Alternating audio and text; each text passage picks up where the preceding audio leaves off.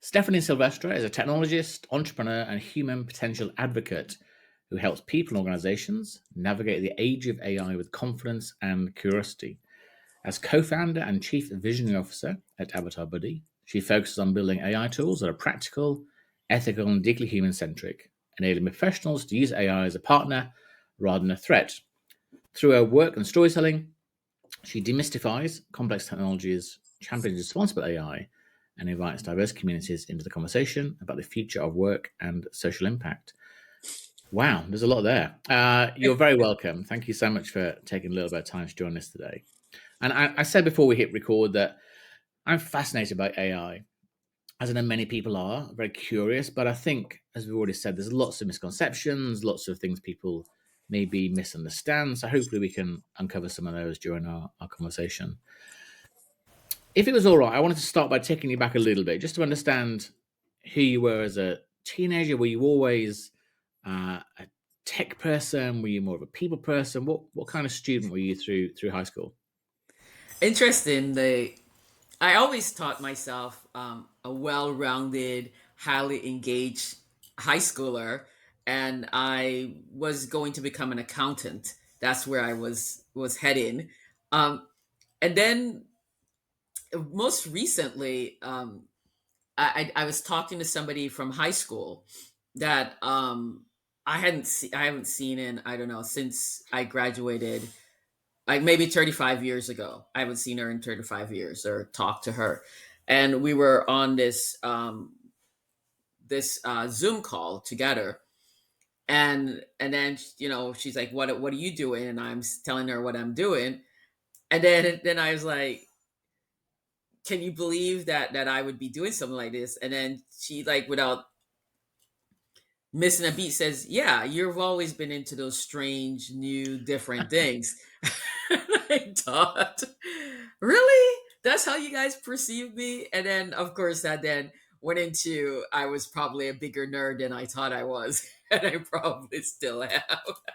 I like to perceive myself as pretty cool, but I think um in at the depths of everything, I am pretty nerdy. I would love to sit down and talk about AI all day long, or how to solve the global problems. And so, like, when you think about that, you're thinking that's probably not the topic that most people want to talk about on a daily basis. So maybe I'm a little bit more nerdy than that. Um, but it was interesting. In high school, one of my dad's friend had a company, and he was like the first person in Belize that I think really leaned into this whole computer stuff. He had a data management, data processing company in Canada for a while, and then he moved back to Belize, and he hired me, and I would help with data entry. And it was kind of funny because nobody seemed to understand how to use the computer, but I could go use the computer and I could get everything done, and I could pull it back up, and I could do it really fast and effortlessly. And he was just kind of like amazed that I could do this. And in the process, I would sit like in this office, had a little desk off, and listen to him transact business and broker and all that. So I'm really good at, like, brokering deals and transacting if it's in a more informal setting. I still struggle with that in a formal setting, but informally, like if we're just sitting around at a cocktail party, we talk, I could get you excited, and then if I have enough time and you're enough engaged, probably close the deal right then and there. So that's kind of like who I was in high school.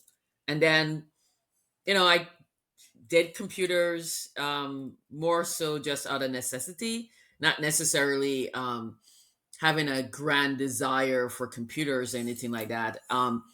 And I have a master's in economic development and Latin American studies. So it's going to go back to Belize and help develop the country. Mhm. And then, in graduate school, I didn't have a car. So it was like, do I buy a car or do I buy a computer? Because back then, the car and the computers are about the same price. Yeah. And so I bought a computer, and I spent a lot of time on my computer. Didn't have a TV for like the first year of graduate school. So, read and be on the computer. And then when I graduated, I got an internship at Hewlett Packard, and I was like a glorified secretary. But what that did was I was inside. And the thing is that once you're inside, if you're Mm. smart and astute, you can maximize it. So I would do my work, and because I have a master's degree, and I was being a secretary, and these people didn't really need a secretary to begin with anyway. So like there were lots of days where I was struggling to find work to do, and so I would walk around the office and I would talk to people. And this one guy, who was one of the original Unix coders, he um he was there in the office bored as well, because Unix people don't really have much work to do because Unix is pretty bulletproof. Yeah. And so he taught me the ins and outs of computers, and that's how I got into this whole tech space. I went from being an intern to a CIO, and then nine almost 10 years ago, I was once again saying what new skills I need to learn, and decided on AI because I figured everything else still requires AI. And my approach to life is, if you have great foundational knowledge, you can pivot into whatever you need to go. But if you have very niche knowledge, what ends up happening is that, depending on what your niche knowledge is, you become redundant. And AI is like shining a spotlight on that, and also validating that that's probably the best life strategy I could have had is just to be like foundational knowledge and specialize when needed, but maintain the foundational knowledge. And that's how I got into this whole AI space. So what was your first encounter with AI? So like we said before, like 10 years ago, the majority of people wouldn't have heard of AI. It might have been something that was on a science fiction program or something on some sort of late night sort of science channel on TV, whatever. So what was your first encounter? What did you think at the time AI was going to become, is? What were your feelings about it at the time? So I want to do a point of clarification, if I may. So I probably have been encountering AI since back in the 80s, because remember, AI has been around since 1956.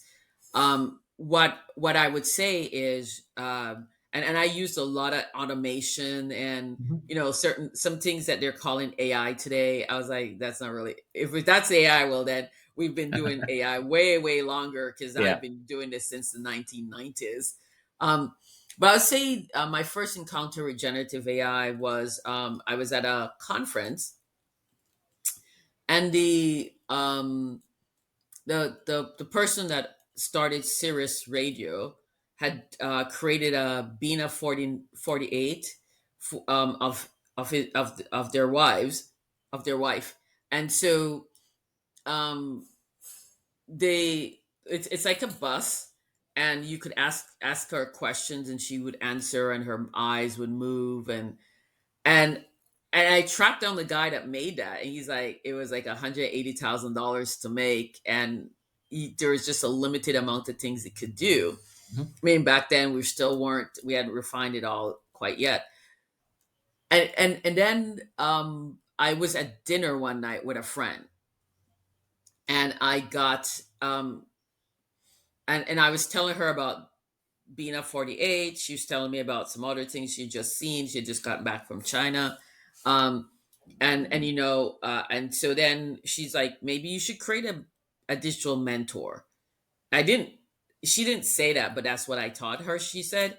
And I was like, yeah, like why we should do this. And that set me on the path. And then I really leaned into it. And so a lot of the stuff is that I do believe that we can create digital humans that can attend to our needs on a one-to-one level, um, so that we can then lean into being the best version of ourselves, right? So the concept of equilibrium, when you're maintaining equilibrium, you're at your optimal. You get too happy and you go too high, you can't do anything. You get sad, you depress, you can't do anything. it's to be here. And what I'm seeing is AI can, when properly configured, can help you maintain the state. And when you go out of it, quickly come back. Because it's not about like not going out of the state, right? You have to, if you're, even if you're maintaining equilibrium, you still have to, there are going to be spikes to Mm. really make you a human being. It's when you get out of it, it's to be able to quickly come back to it. Or if you get out of it, be aware that you're out of equilibrium, and then you can consciously make the decision as to whether you want to stay in outside of equilibrium, or you want to come back in. I mean, sometimes we want to just sit in that anger. We want to just lean into that joy and excitement. We don't want to come back to equilibrium, Yeah. right? And that's kind of like, we're seeing that you can use AI for that. And that's where I live in the, how can we use AI to help amplify people, help be the best version of themselves, not to try to sell them more products, not try to remove their dignity by automating their work away so they don't have any purpose in life. I mean, it's like, why? Why? Like, how does that help humanity, right? There's so many ways that you can help humanity using AI rather than how we're trying to use AI right now. Mm. It's really interesting you said that, and I really like the word amplify. 'Cause I think a lot of people, as you alluded to, see AI as something that can replace people, or rather, can replace the tasks that people do. So we can cut our workforce by 10% because we can use AI, or we don't need to hire junior snags, we can use AI. So wh- where do you think you're leaning towards human flourishing came from? Because from a commercial perspective, you could easily have developed something that was AI, right? You can save money, you can cut costs, you can do all this, and you can sort of sell it very much based on what it would do to replace people. But you've decided to go the other way and really use it or guide people to using it for far more than efficiency and automation. But is that just something in your DNA? Do you think? Where did that approach come from? Well, I've been trying to help make the world a better place since I was 9. And it's a very, very arduous task to do. It requires lots and lots and lots of money. It's emotionally draining because you're basically wanting to get each of these individuals and say, "Hey, you can do this," and then let me like believe in them more than they believe in themselves until such time, and Yeah. that's draining and taxing. Hmm. And as because human to human doing that, human to human 24/7 is not possible. And then you remember we have our good days and our bad days, and we're We do. judgmental even when we don't want to be judgmental. But with AI, let's say we configure a digital version of somebody, or we configure AI agents that complete a particular task. What happens is the person that needs the support now has this support that's there 24/7, is judgment free. Right now, AI is judgment free. We don't know what's going to happen in the future, but for right now, you can configure AI agents that are judgment free. Um, and so then, what you have is you have the tool to help people help themselves, right? We could go back to like when we were growing up and we're learning and we're evolving, and even today, like I saw this person, I'm talking to her and I go, look, go talk to this other person and they'll help you figure out how to get your job done. So they didn't go talk to the person. They spent like a week, and I was like, no, no, no, like and so then after a week, they came and they were excited about it, right? Like, hey, I learned this stuff. And then in my quest for efficiency, I go, yeah, but you could have gone and talked to this other person and they would have told you how to do it and it would have been half an hour. And then I could see like her face get, her whole body get deflated. And then I realized that I am still not quite the solution that I should be. I'm still part of the problem, right? It's because it's the point of the matter isn't that she took a week to learn it. It's that she learned it by herself and now she's proud. And she learned it by herself because she went and she talked to the AI. Mm. And she was really proud of that. And I thought, yeah, that's a very interesting interesting perspective, right? And so what if we can get the AI to fast track that? So maybe it's not half an hour, but it still doesn't take a week, right? Mhm. To get the knowledge acquisition that staff needs. So now, if you learn something and you're feeling good about yourself, what are you going to do? You're going to learn some more. You're going to try new things. And so I have a firm belief that when you restore people's dignity and you give them the support that they need to excel, they will go off and they'll do things beyond your imagination. And and that's kind of like what we're trying to build. We're, each of our AI agents have will and skill support built in. It does not. You don't need to tell it what challenge you have. It can discern if it's a will issue, a skill issue, or a combination of both, and it provides you with support in a way that's encouraging and uplifting.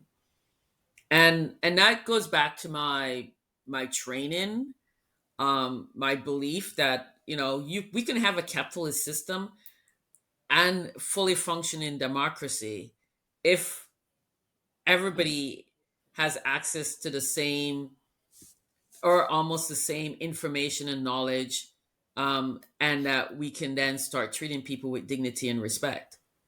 So for a long time, the reason why you are smarter, more advanced than I am, is not because you're more intelligent, maybe, but you probably are. It's because you had access to information I didn't have access to.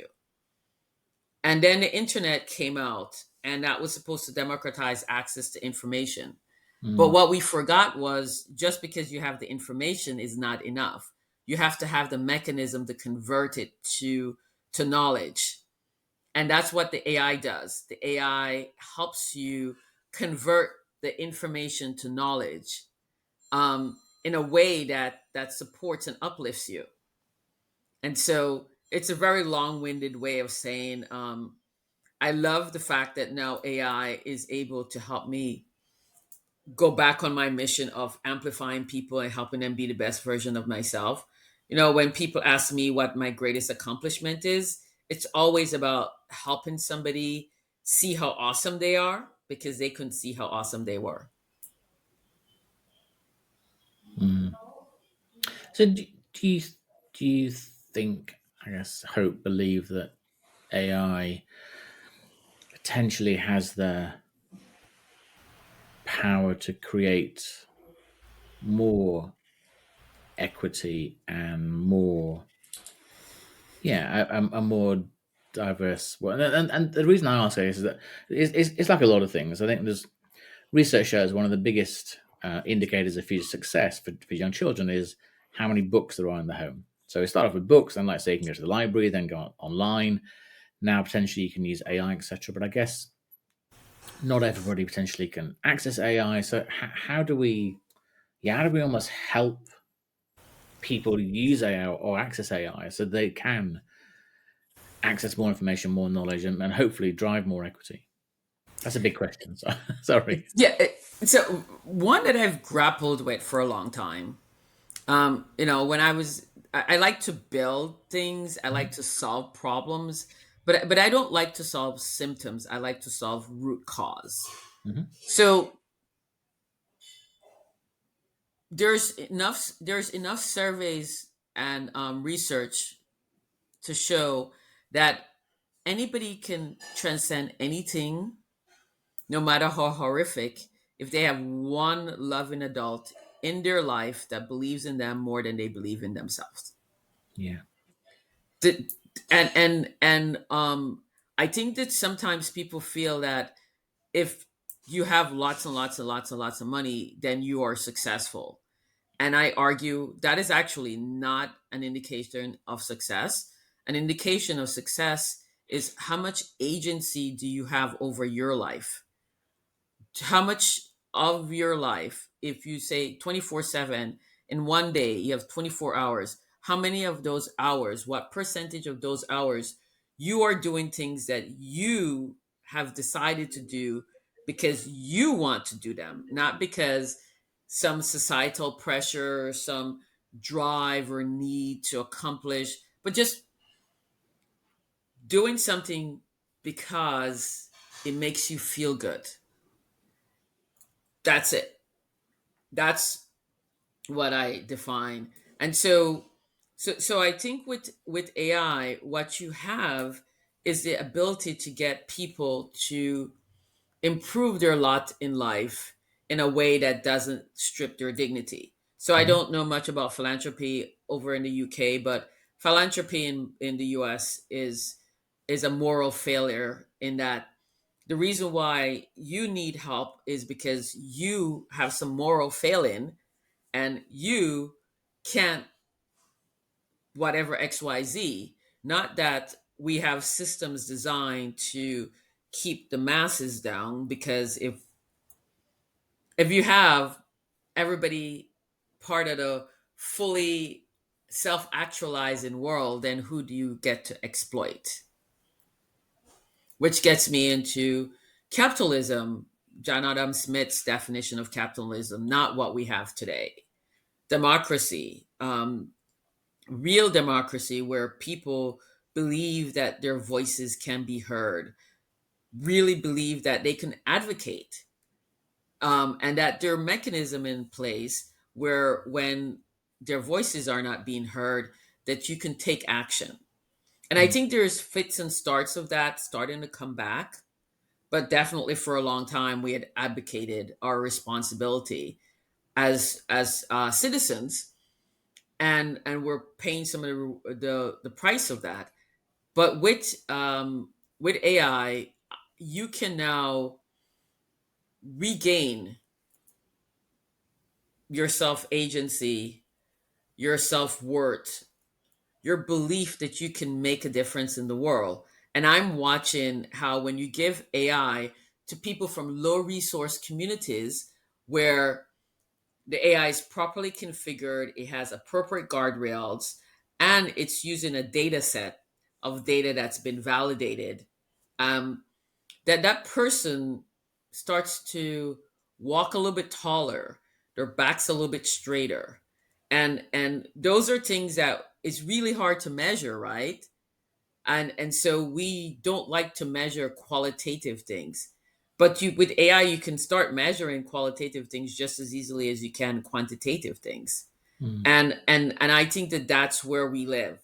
We're at a crossroads. Do we want to continue leaning into quantitative things? I'm happy because I have $50 million, but am I really? Or qualitative things, my quality of life, in that I get up when I want to, I go to bed when I want to, I interact with the people that I want to interact with, I am able, my basic needs are being met, and I have a little bit more to indulge as I so desire, right? And again, right, I'm just gonna put one thing for people to think about. The illegal drug trade is $50 trillion or $1 billion or something, like some obscene amounts of money. Yeah. If poor people were the only ones buying drugs, would it really be that obscene amount of money? Okay, I'm gonna put a pin in that one. It as a yeah, it's a challenge for people to think about. I think definitely. So, but one of the things I think, if people have come across AI, maybe for a lot of people, AI is ChatGPT or Gemini or Grok or Anthropic or all the different sort of, I guess, LLMs. How do you explain the difference between that AI, which to some people it's almost like they'll say it's a Google on steroids, it's a faster search engine, you know, that thing, and AI agents. What's the big difference between the two? Okay, so let's break down. First, I'm going to call it generative AI, Yeah. and generative AI is just basically, imagine being with a partner, a spouse for 10 plus years, and you Hmm. start saying something and they complete your sentence because they know you. Yeah. Okay, that's what generative AI is. You started something and it completes guessing, it guesses what's the most likely probability. Like if I say the sky is, it will Hmm. say blue for the most part, even though sometimes the sky is purple. Yeah. So that's what generative AI is guessing. Hmm. And the way that they were able to train it so that it's more likely to say the sky is blue than it is to say that the sky is yellow is purple is because you give it enough data that it sees a pattern. Like every time people talk about the sky, it talks about the blue sky, the blue sky, Yeah. the blue sky. So that's the data that people talk about to Hmm. train what's called an algorithm, and an algorithm is just a pattern.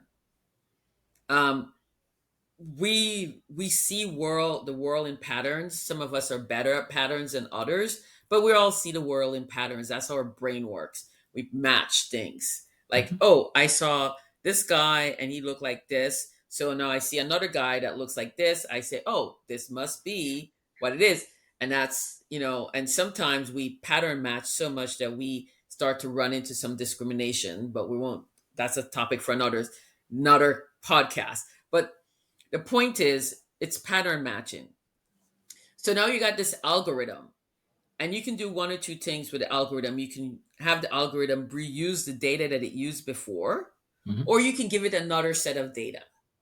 And I'm advocating that you should be using solutions that gives it another set of data, a set of data that you can vet, validate, make sure it's okay. That's called a small language model. That's what I call a small language model. Okay. And that is maybe only data, all only information about empathy unbound, all the podcasts about empathy unbound. Hmm. That's what goes in there. So you can ask that AI anything about empathy unbound, and it will answer accurately, consistent. Hallucination is going to be less than 2%. And then the agent, the AI agent is what is basically another way of the instructions of how you're telling the AI to behave. So you say to the AI, only use a small language model. If you can't find the data in the small language model, say you don't know. When going through the data in the small language model, act as if you're an accountant. So it will come back with some numbers and stats for you. When you're going through the data in the small language model, act like if you're a therapist. It will give you some therapeutic interventions that you can do. When you go Okay. through the language, act like you're a data scientist. Tell me what data points are constantly coming up. That kind of stuff. That's what a AI agent is. It does specific tasks based on how it's been configured. And then there's agentic AI, which is an AI that has been configured to behave and act without you initiating it. So think about the AI agent that goes to Amazon and like goes shopping for you. It looks for all the items and then selects it, puts it in your cart and checks it out, and Amazon sends you the stuff. Hmm. That's kind of like an agentic AI. Okay. I don't um advocate those use of those AIs. I believe that human in the loop is still important. Um, AI is equivalent to how a 15-year old behaves. They're pretty reliable and dependable, but Yeah. I mean they're prone to So misjudgments. I've got a 15-year-old son. Okay. Yeah, and 99%, actually, 99% of the time is very reliable, but occasionally it's like, why did you decide that? But then I remember back to when I was 15 thinking, gosh, he's far ahead of where I was. So yeah, all credit to him really. So because that is one of the frustrating things I find with the sort of standard AI, if you like, the chat GPTs and that they have a tendency to, it sounds silly, want to please me. So I'll ask for something. Yeah, we'll do that. And then no, you haven't done it. Yeah, no. Sorry, I misunderstood. I'll do this. No, you haven't done it. No. And then eventually, like 24 questions down, I'll be like, no, I can't do that. We're just, it's almost like they're coded to want to please the user, not to, you almost want them to be a bit more like a best friend that doesn't always please you all the time, but just tells you as it is. But yeah, most of the AI that people use generally, it's very eager to please. Do you find that? Um, yeah, to an extent. I don't use a lot of these commercial Yeah, consumer because I have created my own. yeah, Um, but I do know what you're talking about. What we have done is we've um told the AI that if it does not know the answer, to say it does not know, not to make up the answer. yeah. And and we've also told the AI like to be supportive and encouraging, but in a way that builds you up, not like casual. And so like our AI will tell you if you're wrong. Hmm. And it won't take 20 interactions to get to you're wrong. Like it will basically um say, like if you say, hey, can you believe that, can you believe what just happened?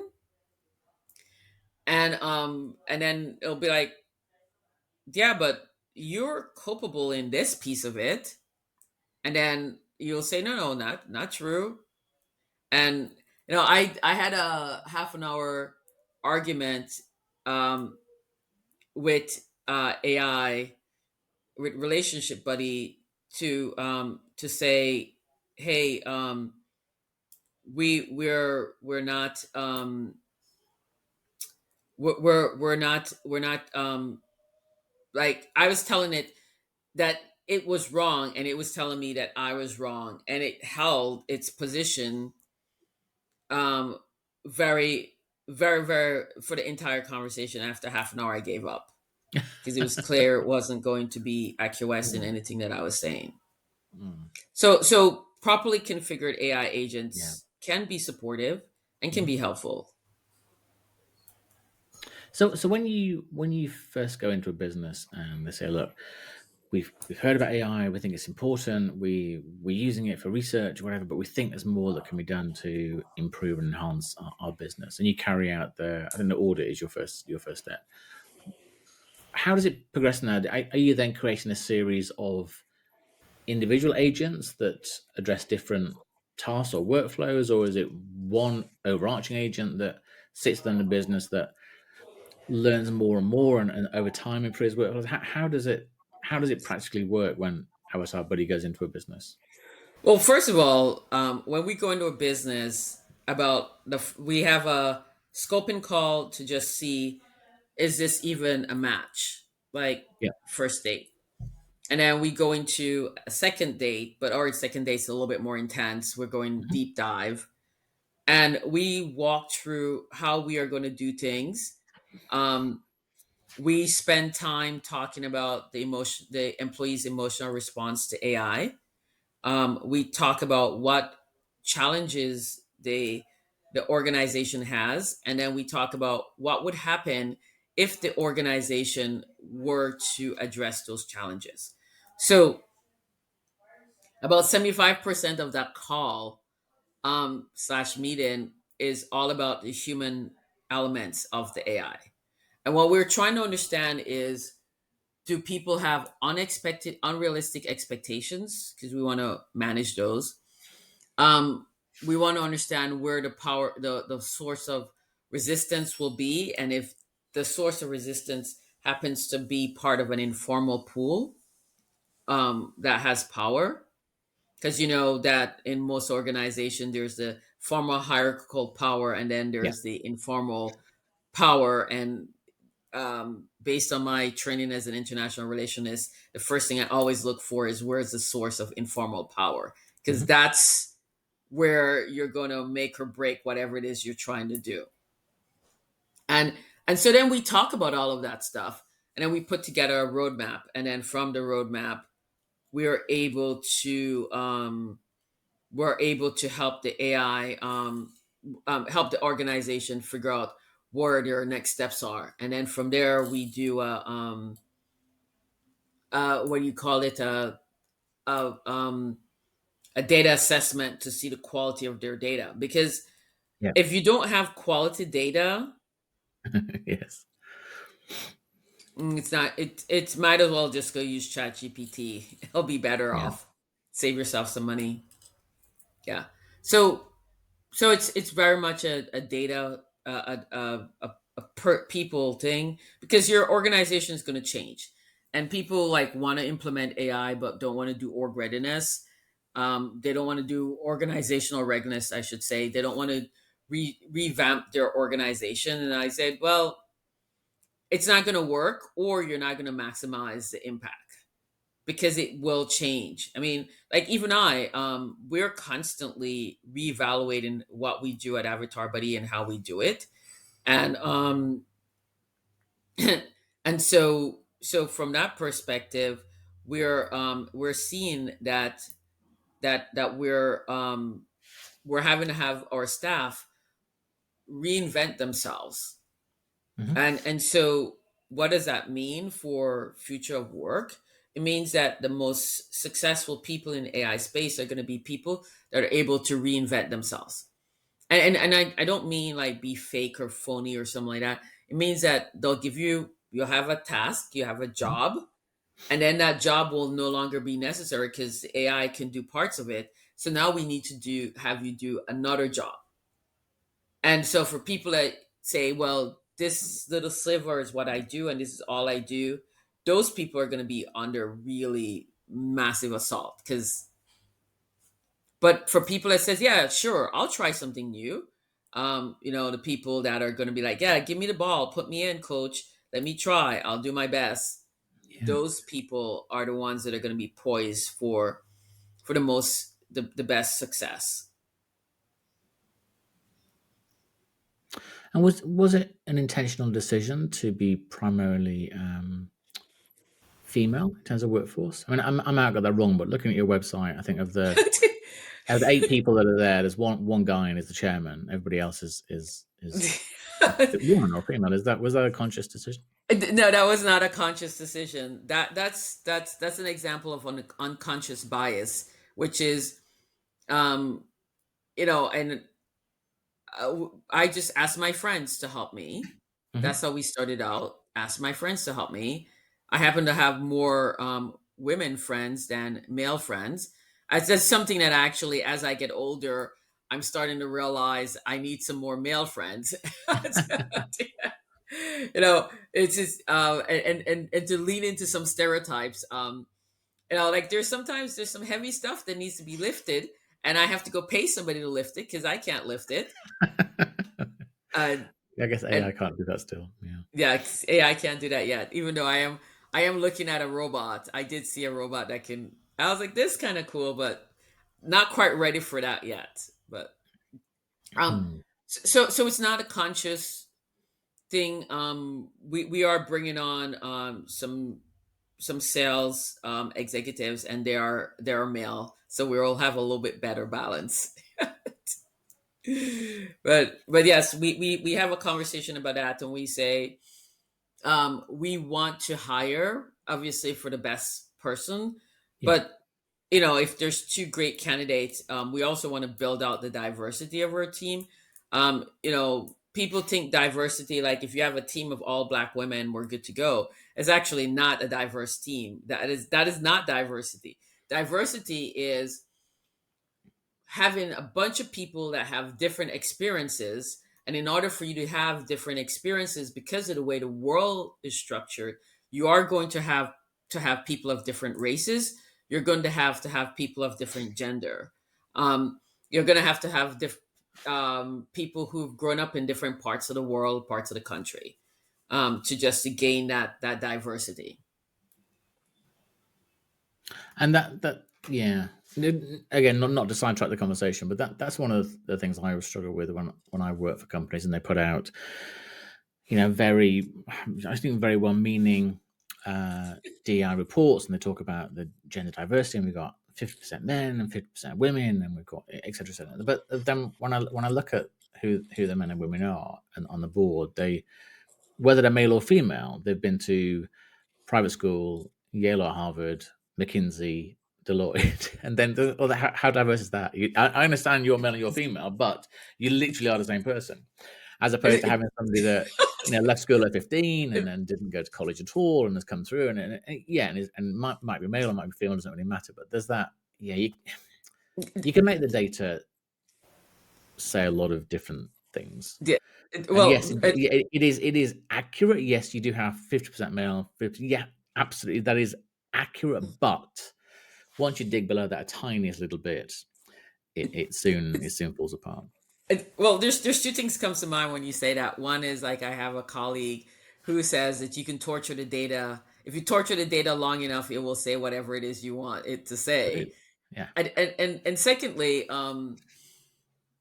I tell people that it's important to have diversity of thought, yeah, not diversity of physical diversity. Physical characteristics of diversity is important, but diversity of thought is even more so. Like, um, I my current co-founder, she didn't start the company with me originally, but we went through a massive revamp of the company last year, mhm, and she was very instrumental in helping me. And and we cannot be more different. Um, I love going on podcasts. I love being on stage. She that like does not want to be bothered with that. I'm a big picture kind of person, visionary, innovative. She likes to take her time, make sure everything is organized and neat, and there's a process, and that we're going through. And and since we brought her on, we're making so much further progress, and I feel like we're growing in the right direction. Um, and we're advancing, and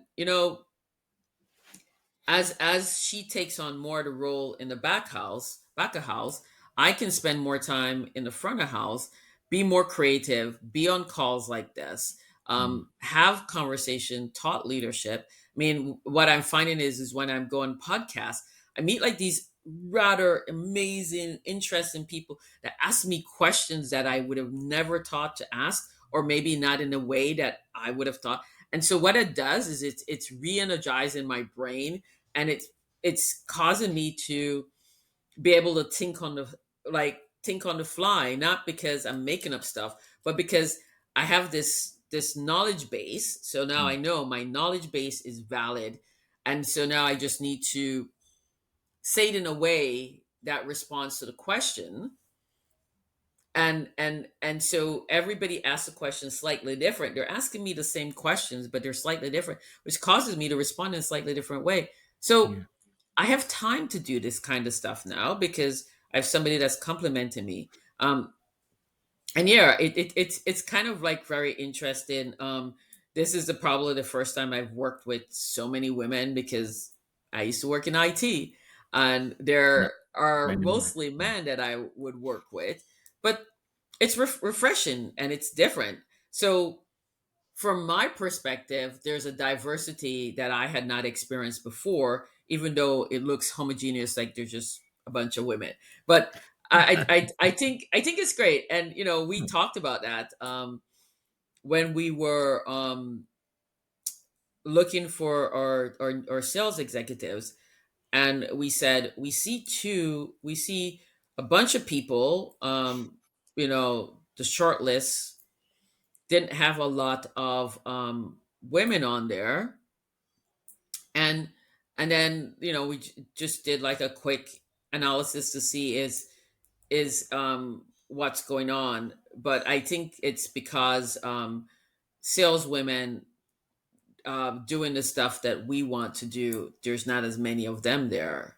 Yeah. And so right now we don't have the luxury of diversifying, but our junior salespeople are women, and so by bringing in some senior salespeople who are men, we are going to be able to do knowledge transfer in a way that develops the junior salespeople Mm. and allows them to learn how to be successful.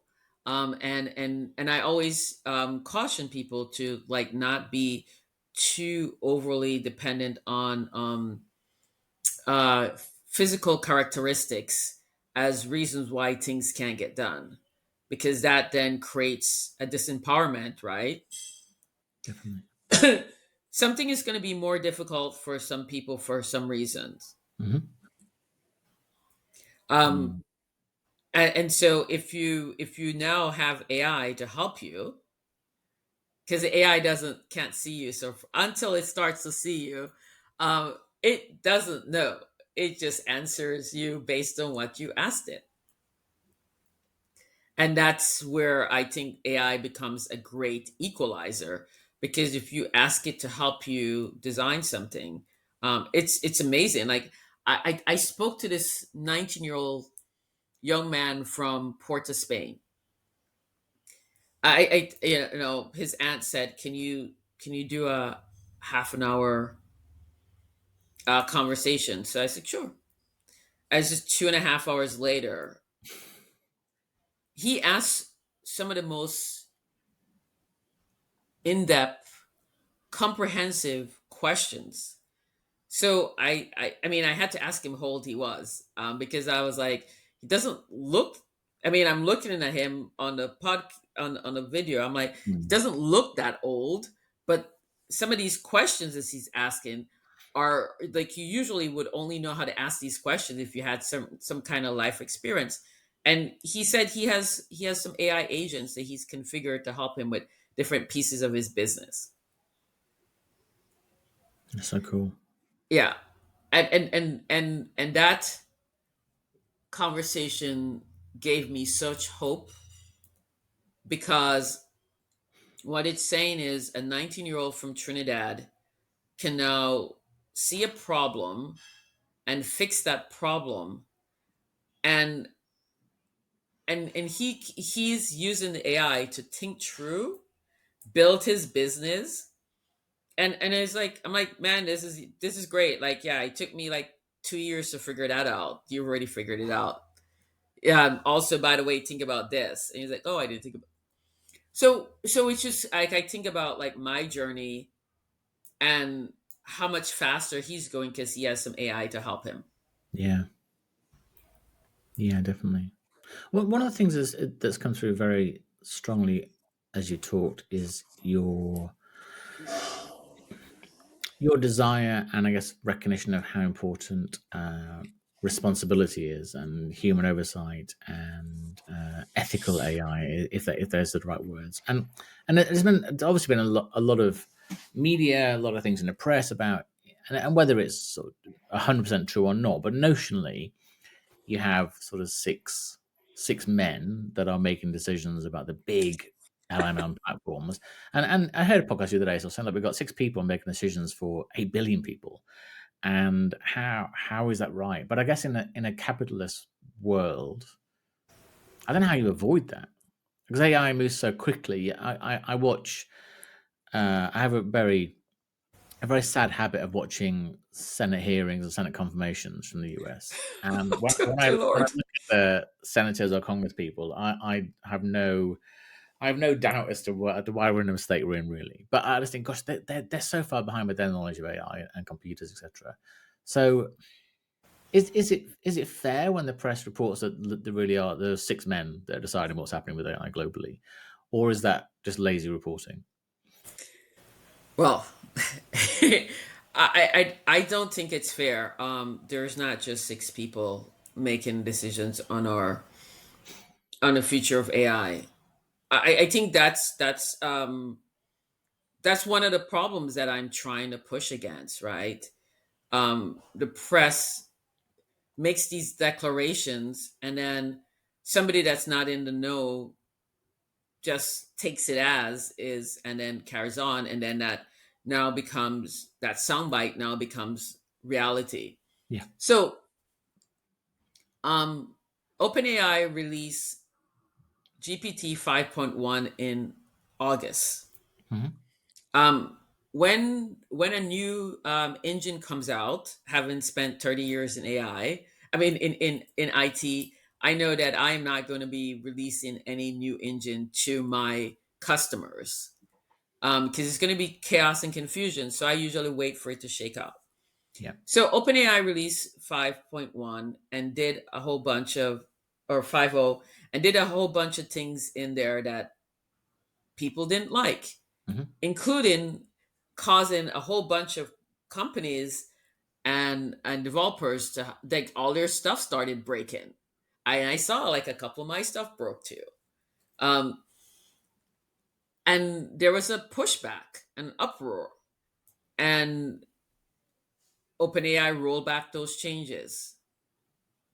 So that's an example of people with agency saying that we will not acquiesce to this nonsense you just did, and they pushed it back.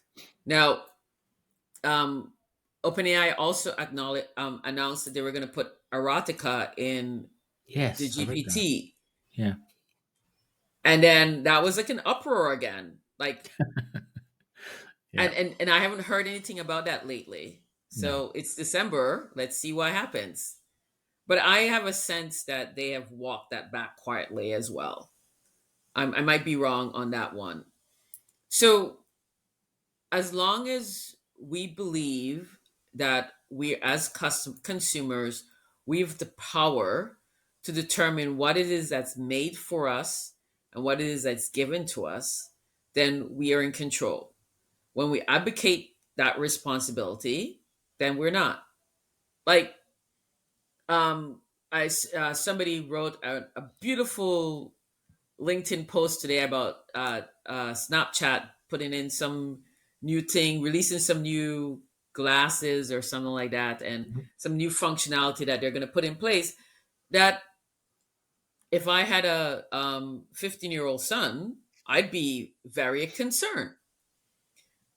So, but I would be concerned, and then I would tell my 15-year-old son that you will not get that solution and you can't use Snapchat, right?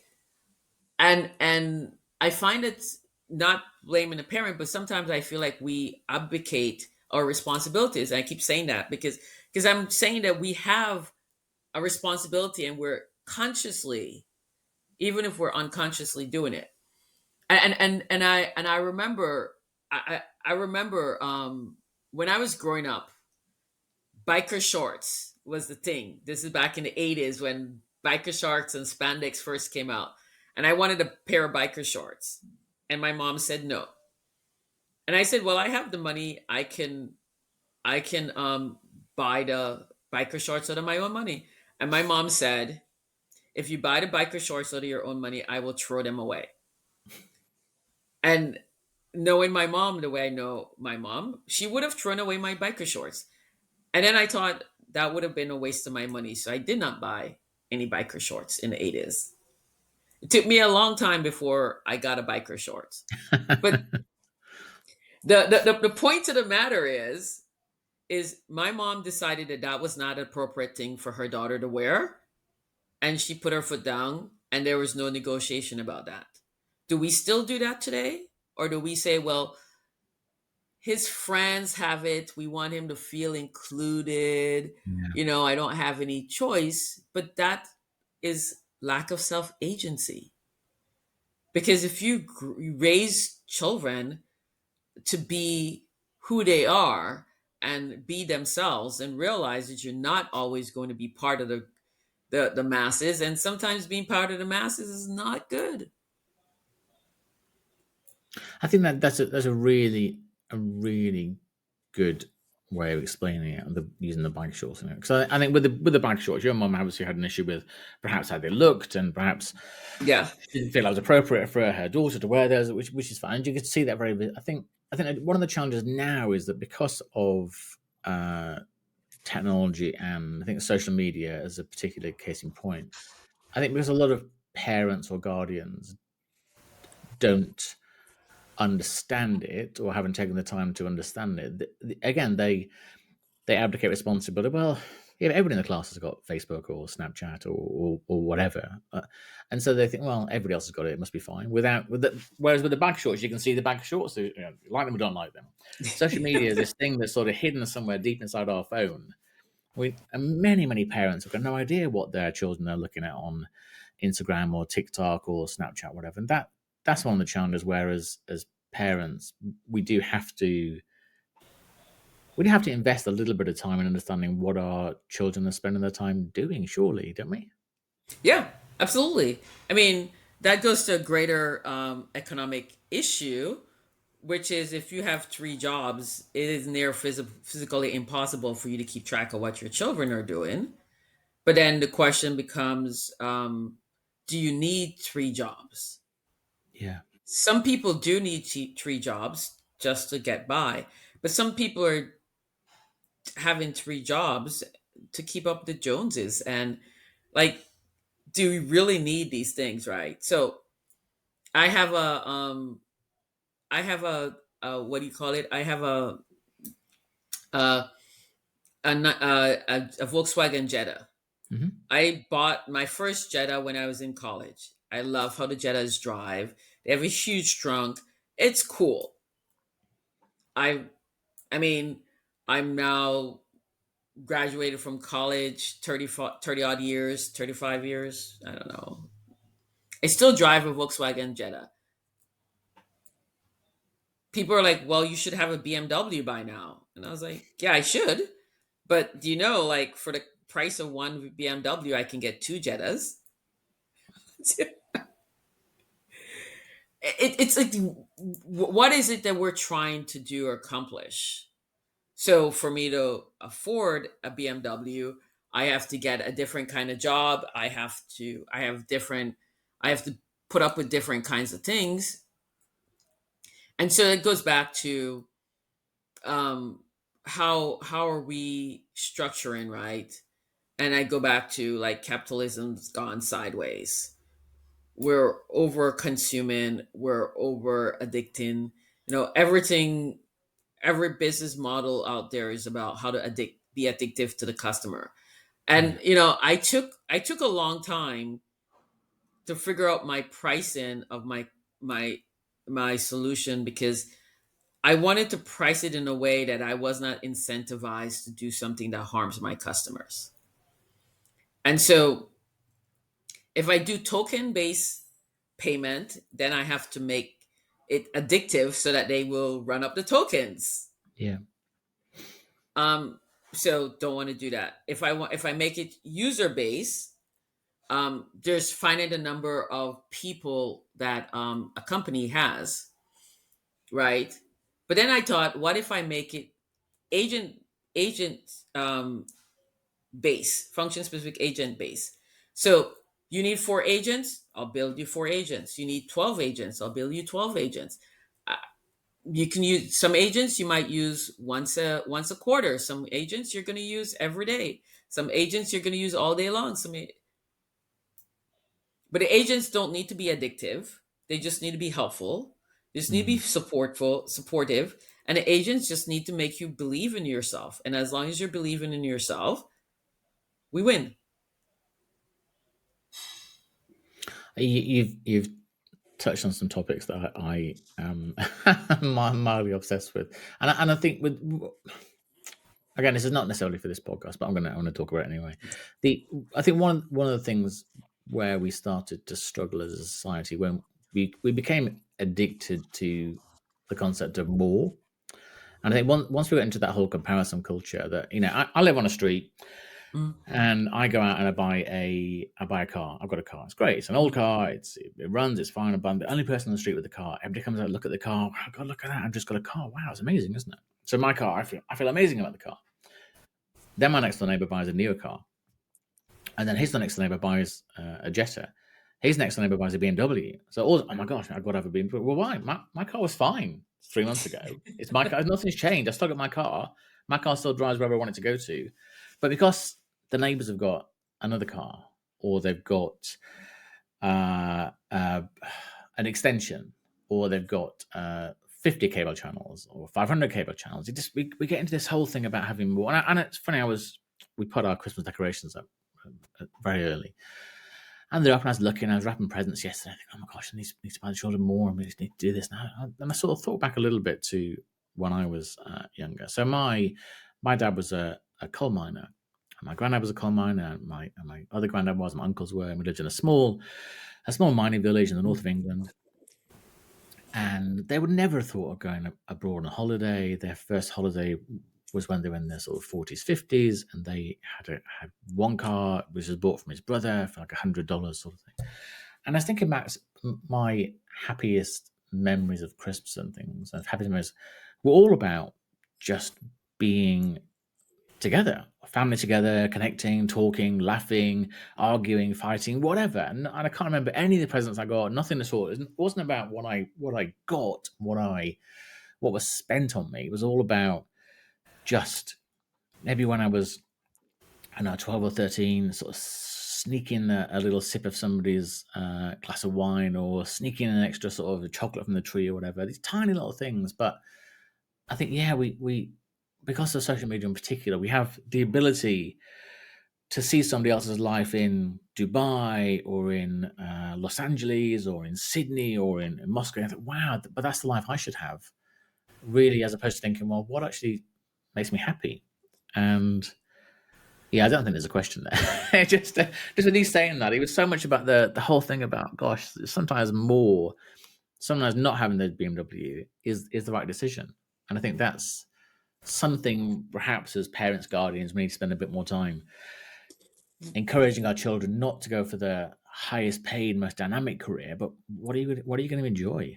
Do you want to be a first grade English teacher? Then great, do that. Do you want to be a scientist curing cancer? Great, do that. Do you want to be an amazing business person? Do that. But yeah, rather than pushing people towards the commercial view of success, think about what does life success feel like and look like. I totally agree with you. I mean, and as you know, we're trying to figure out what does success mean for Avatar Buddy, Mhm. and having to balance a lot of different stakeholders. I believe that success for Avatar Buddy means that we're producing AI solutions that amplify people, and we're doing it in a way that I can take time to just be. Because to your point, right? Like, I think as you were talking about, I was like, well, that's the most fun thing. I remember my mom and I being in a train station in Nice, sitting there, people watching, waiting for a train to come so we could go to Barcelona, right? Or the fact that we were in Cape Town, and one day it was raining. So there was really nothing to do. And so um, we said, do we want to go to the mall, or do we just want to go back to the apartment? So we went back to the apartment, and we just kind of like sat there watching the rain. And, my mom's showing me at 74 that she can still walk on one leg. And then there was this guy in Cape Town that does this exercise where he kind of like crouches down and marches across the street, the dance floor. And so my mom's like showing me how she can do that. I mean, it was absolutely fun. Or we could have Yeah, gone to the mall and spent money we didn't need to spend yeah, buying stuff we don't need. absolutely. Yeah. So So, what do you do when you're not working on Avatar Buddy? What does your life look like? Where do you get joy from in your life then? um just kind of hanging out with people, meeting people, hanging out. Like yesterday, right? I went for a bike ride. So I like to go for a bike ride Mhm. because what it does is, if you're riding in Miami traffic, you have to be alert. So no Yeah, yeah, like, headsets, no podcasts, no yeah. music, no books on tape or any of that stuff, right? And then a friend said, "Hey, there's this pop up because Art Basel is starting this week," Mhm. and so I went. It was on my bike path, and I stopped and I went. I was there, and then it started raining, and so I was like, "Well, I'm not going to be riding my bicycle in this kind of rain. It's dangerous." So I stood there waiting. So I hung out, looked at art, talked to some people, got to know my friends a little bit more. Um, you know, had a little bit of had some champagne and had some snacks. That's what I do. Like ride, talk to people, um, hang out, lime around a little bit, and this is great. Like so being on podcasts, like this is basically what I do for fun. Everybody's like, "Oh my god, you're on all these podcasts." I was like, "This is so much fun." I mean, like, what better way to start my day than to be on this podcast where Oh, we're kind of like talking about some about life things with somebody from the UK that I had not met before, but now I feel love the questions that you've asked me and how you've like just brought back some amazing memories and like helped me get grounded in why I'm doing what I'm doing. So thank you for that. oh, it's a pleasure. And just two more quick questions before I let you go, so I've already kept you for too long. What one is again, it's probably quite media driven, but there's been a lot of questions, concerns, whether it's concerns or not really, but of people that perhaps get too emotionally attached to companion AIs and people. We've had stories in the UK about people marrying their AIs or people not being able to form real relationships because they have relationships with the AI. Now, and on one hand, we've got globally there's a loneliness epidemic. People don't talk to people. There's a massive number of single person households. People are on their own and stuff. So I think, well, actually talking to an AI, well, why not? It's having a conversation, you dialogue, whatever. When does it cross over to it's more negative than positive? I think if you can't get around without the AI, that's bad. Yeah. Okay. Um, you shouldn't need to use the AI all day long. Like my AI, our solution. I mean, even I don't use my product all day long. Um, so because I don't use it all day long. I don't expect people to use it all day long. Um, I tell people that if you're using the AI correctly, then you will have more time and space to interact with other people because you're going to get your work done faster. Yeah. You know, um, and as you get your work done faster, don't go looking for more work to fill that void. Yes, that's the wrong thing to do. Um, go find people to talk to. So, like, I am I am taking December off. So, like, I'd already scheduled meetings this week before I made that decision. So, like, I just blocked my calendar for the rest of till the 5th of January. Nice. I can do that because most of the things that I need to get done are either like quick stuff Mhm. the AI can do, and I'm going to spend time just kind of reconnecting with people, like going out, coffee, tea, drinks, dinner, lunch, Oh, um, awesome. and then spend time just tinkering with the solution, but not like actively trying to accomplish anything. Mm. I have a list of stuff that I say I'm gonna do. I like I like got through this Thanksgiving weekend. I looked at the list and I was like, I haven't done anything on my list, but it's okay because what I did do this weekend was figure out a way how I could stay in touch with friends more easily. Mhm. That to me is a huge win. Absolutely. And then my very last question, and you said this is something perhaps you're still working on, but do do you have a view as to what success looks like for Avatar Buddy in 10 years' time? So if you look back in 10 years, think, okay, yep, we achieve what I wanted to achieve, what would that look and feel like? I, I, I would say that um, from a success would be that we have customers that we've maintained over the last 10 years Hmm. that have grown with us, um, that our staff is maybe not that much bigger than it is today, but that they all are enjoying in the spoils of the reward that we're having, that we're a truly global company. I want to be in the US, Latin America, and the Caribbean, Africa, and the Middle East. Um, because I think that that's where you find quite a concentration of uber smart, talented people without enough resources. And I just want to see what happens when we unlock those resources. I would say in 10 years' time, there's a change in narrative that people are better compensated because the AI has given them agency so they can advocate for themselves. Mm. And when you can advocate for yourself, people are less likely to abuse you. Yeah. I'll give you one story. I'll come back to that story because I want to share that.